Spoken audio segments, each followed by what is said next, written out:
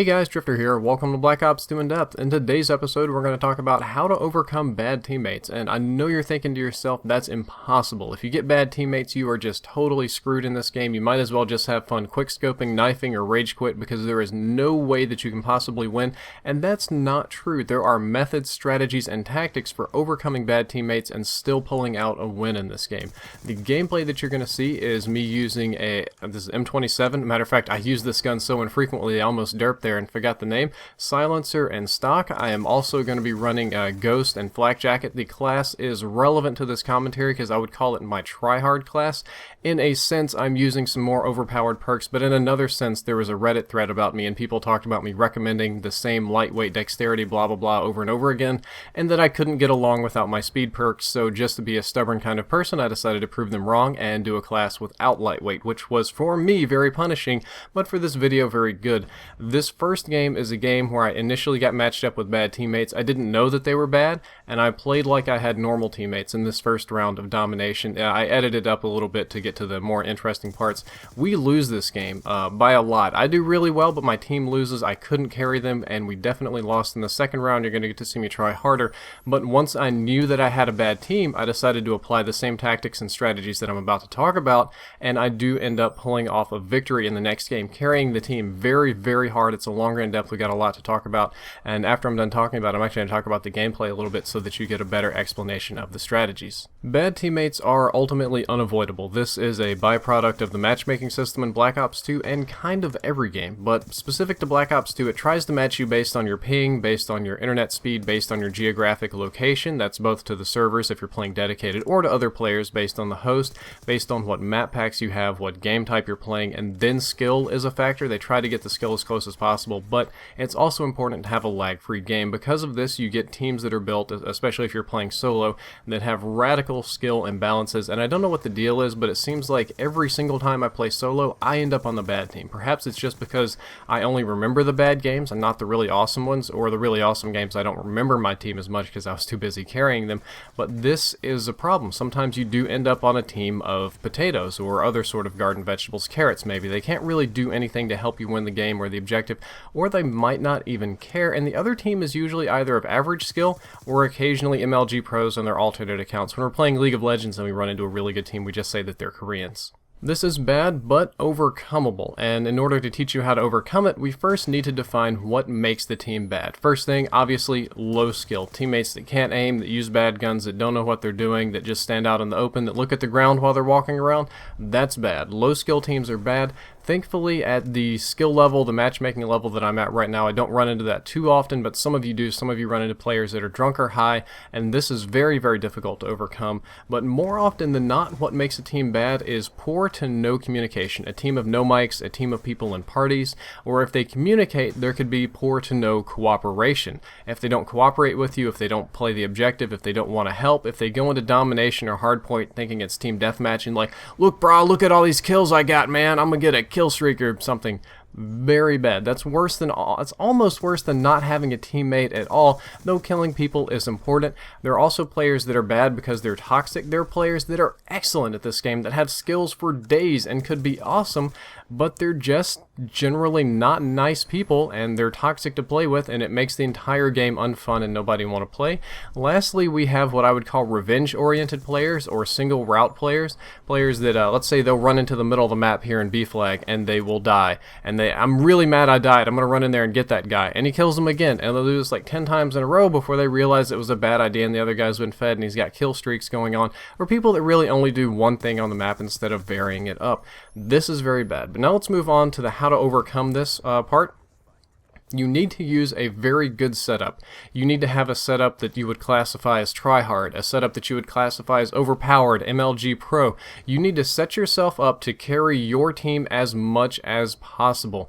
This means if you think the FAL is cheap, you need to put the FAL on. You need to have that Cap 40 secondary, Ghost, Flak Jacket, Attack Mask, all the perks that you hate. If you think LMG target finders are the most abused things in the game and you can tear people up with them, that's what you need to be using, because you need to be using whatever whatever it is that you can use to shred the other team into pieces, whether it's not fair or not, because you're at such a huge disadvantage carrying 5, 6, 7, if you're playing ground war, God forbid, 8 other people, that no matter what sort of overpowered or unfair class that overpowered unfair class that you're using, it can't possibly be as unfair as having 8 potatoes that you have to drag around. Step number 2 is that you have to exploit any sort of cooperation or predictability in your team.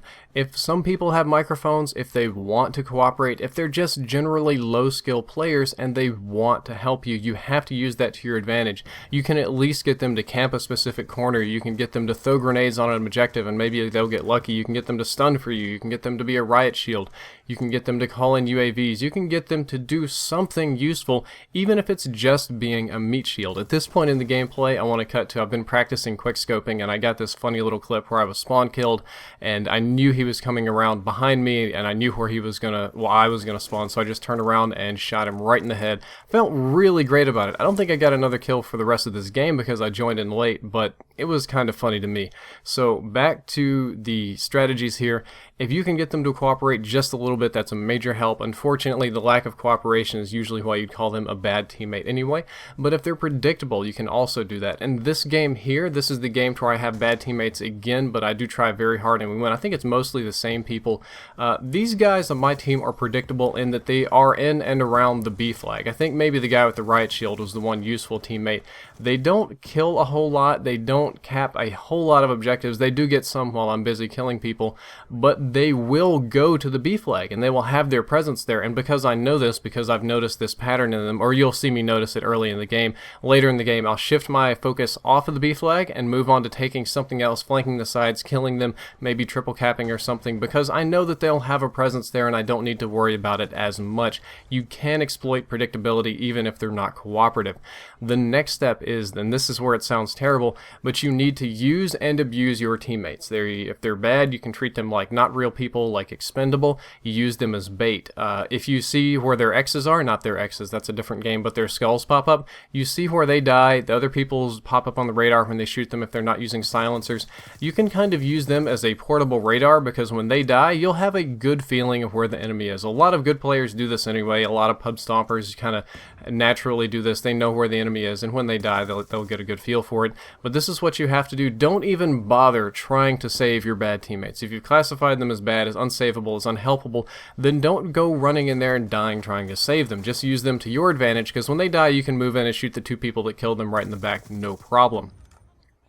You can also use them as meat shields. If you know that there is an objective problem, if you know that bad guys are coming, you can kind of use them in a distraction if you can tell them to go a certain way or goad them or bump them in a certain direction or throw stuns like you know somebody's over there and watch them run over there trying to like mop up the kill off your stun, and then they'll get killed, and while the other dude's reloading, then you can mop in and kill him. It's kind of a very high level metagame, or being really dirty and trying to put yourself in the mind of a derp and the mind of the enemy at the same time, but it can work and it can be done. And it sounds terrible and it sounds mean and it's kind of counter to a lot of the feel good, try really hard and do your best sort of thing that I say on this channel, but it works. It really, really works. The next thing you need to do is try not to die, even for objectives. And I say that as soon as I die on an objective because I thought that I could get it.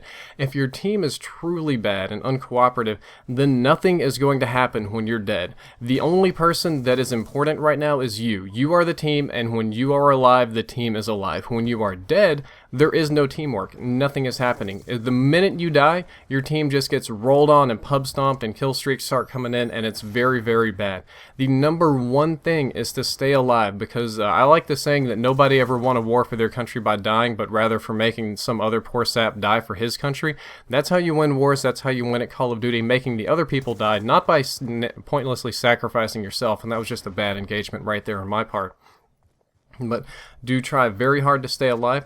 The next thing that you need to do that I'm not doing here for the purpose of showing that guy on Reddit that I can use my non-speed classes incorrect, is you need to vary your tactics a lot. You need to hit different routes a lot. You need to change your guns up. You need to use some EMP grenades. You need to use some shock charges. Use some classes that's going to force the enemy team to change their class or kill them, kill their like Slayer players.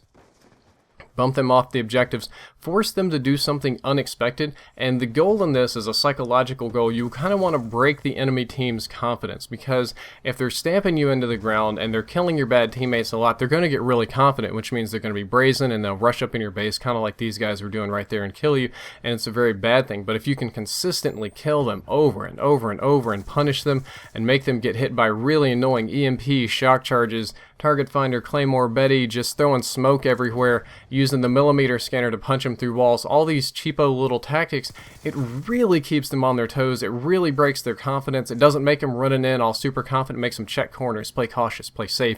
And while they're doing that, while they're not confident, you can take objectives. It's a very easy thing to do, and that's something that you should also do.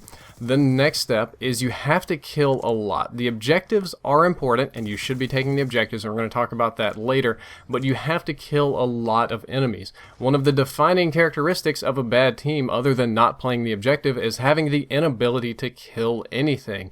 They can be on the objective all day, but if they don't shoot, if they can't aim, if they don't know how to kill somebody, then they're just going to get knocked off the objective and feed the enemy team kill streaks. So I make it a point to kill as many people as possible, which is one of the reasons that this particular class is so effective, because not only is it a stealth class, but and I get to shoot people in the back for campy final kill cams like that, but it's also a flak jacket class. It allows me to survive a lot of explosives when I do want to get on the objective and when people want to knock me out of my perches.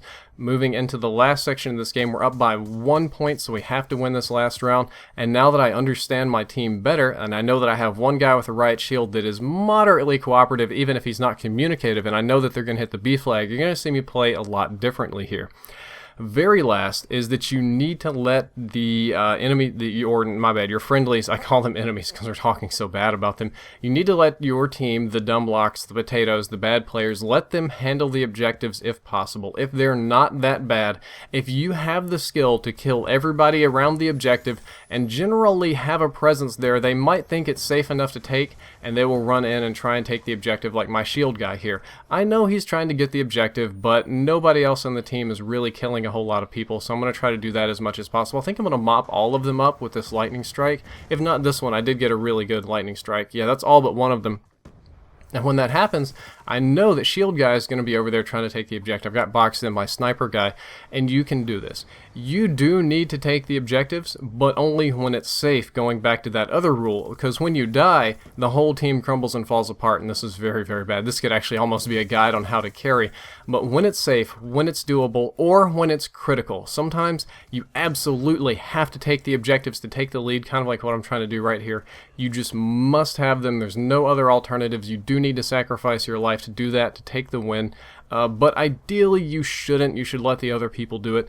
And this is a difficult guide. This is not an easy to swallow guide. This is not an upbeat guide. This is not a guaranteed strategy, because sometimes you can have teammates that are so utterly atrocious and bad or uncooperative, or just they call you, we'll say racial and sexual orientation insults, that you cannot win the game. But most of the time, most of the teammates aren't that bad. You can use some of these tactics. You can get a feel for it. You can work hard. You can work around it. And it is a very difficult, mean, ugly, and hard uphill fight, but it's a winnable fight. It's a fight that you can come out on top of. Perhaps the most difficult part of this guide would just be to not quit out of the lobby. A lot of people, I'm very anti-rage quit on this channel, but a lot of people in gaming and Call of Duty, they think absolutely nothing of it. They don't care at all about rage quitting. It's not bad, it's not inappropriate, it doesn't hurt anybody, and if I'm not winning, if I don't like it, if I don't like my teammates, I'm bouncing out. There are other people that don't do that, so the hard part for a lot of you might just be sticking in the game, giving it a shot, trying to fight through instead of just bouncing out to an easier lobby, because a lot of other people would bounce out to an easier lobby. Or maybe I'm just a sadist, maybe I'm a glutton for punishment here in Black Ops, and I know that I am a little bit. I enjoy the challenge.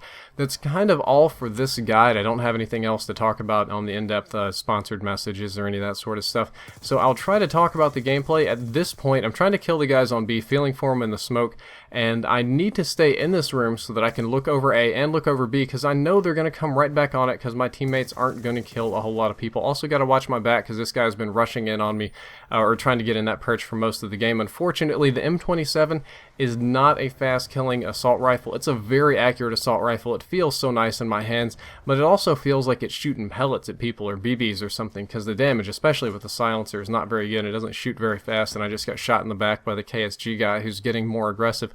Thankfully, at this point in the game, we've taken a little bit of lead, and I can see that my teammates are moving around me. I'm also trying to recall the game right now, because this is the part where I struggled, where I carried hard earlier, but I start doing bad at the end once I realize that I'm doing good. So my goal right now is to move around behind them and kill them in my spawn at A, and hope that my teammates can move up and take B.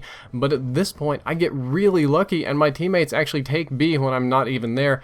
But now, since I'm pushing the spawn and I'm causing the spawn flip, this is not a good thing. I know they're going to start spawning at C or B and taking it, so I've plopped down on A, and I try to take it because this is a critical point in the game. If they come back and double cap us, they can come back at when. I got really lucky, because when you're capping a point, you have to pick one direction to guard. You can't really guard all of them, and I picked that one, throw a grenade on B to get the guy off that just captured it. I see my riot shield guy coming in. This is a critical point. I want to take B back while they're taking C, throw the flash around the corner to stop the KSG guy that I know is right there. Let riot shield dude go ahead. No KSG in the corner. He'll go up there and smack him with the shield or knife him or something. I can run up there behind C, but they've already got it. It's already good, so I need to move back to the other spawn and cut them off. However, they're one step ahead of me. That M8 guy that likes to rush and has quick draw beats me again, because he kills me very quickly in one burst.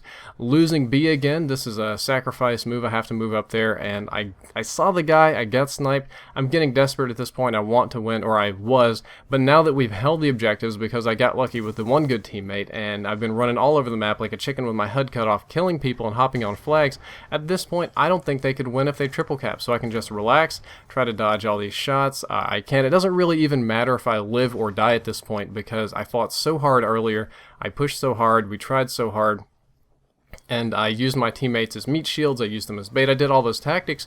We're gonna win this game, even though my teammates aren't really that great. It's the same ones that I had last game for the most part, and they're not particularly useful, but we do win. I'm just really glad I had the shield guy there. He helped me out. Look at the score, 32-16. I had one other good player. The rest of them, could be a little bit better. It also helps the other team, your particular team, snowball a little bit. Like, if you're killing the other guys and pushing them in, players that are not really that great can also kill the other team and push them in a little bit, and their scores are drastically improved this game over the other game. Anyway, I hope you enjoyed the in-depth. I hope that you learned something useful. If you'd like to check out the previous episode, you can click the box on the left. That video is already live. If you'd like to check out the next episode of In-Depth, you can click the box on the right, and that's going to be whatever you recommend, whatever you suggest, or whatever I stumbled upon. I've got some links down there in the description for sponsored stuff. I've got an app, shirts, SCUF controllers, all kind of stuff down there. You can check that out. That's all. Drifter out.